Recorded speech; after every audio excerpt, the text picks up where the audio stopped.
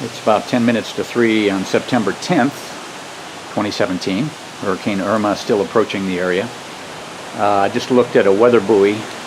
This guy doesn't look too concerned right here.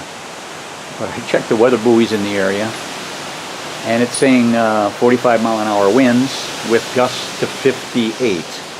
So I guess we're officially in the tropical storm area. Luckily, the wind right here is coming from the northeast, so I'm not feeling it all while I'm standing, but that's a pretty strong gust right there. I'd put that at 50-ish. All right, we'll get back to you later.